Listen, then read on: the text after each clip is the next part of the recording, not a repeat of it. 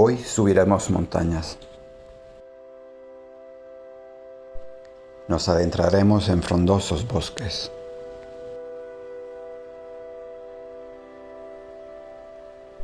Y utilizando solo una cámara vamos a grabar muchos animales.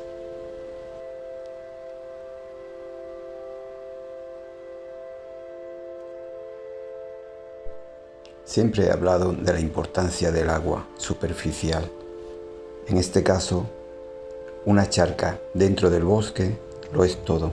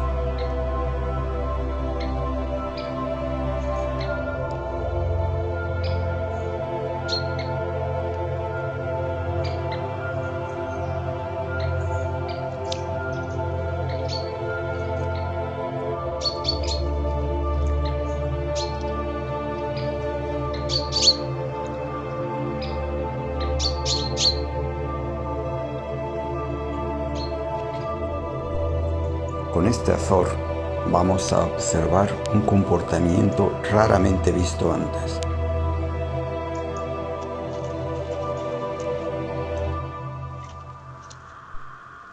El ave se posa en el suelo, extiende las alas y deja que las hormigas se suban encima. Así, inyectan ácido fórmico. Este comportamiento, llamado baños de hormigas o hunting, se utiliza para defenderse de los parásitos externos.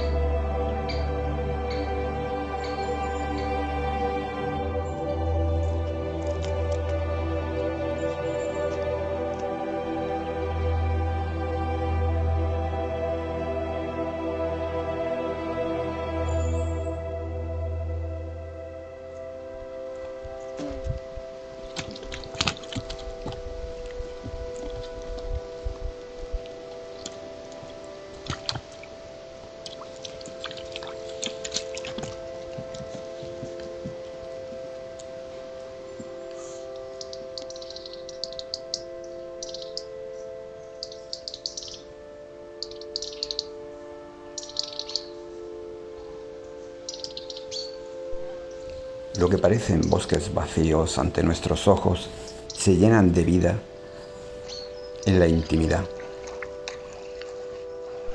La importancia de las aguas superficiales en los medios naturales es crucial para todas las especies.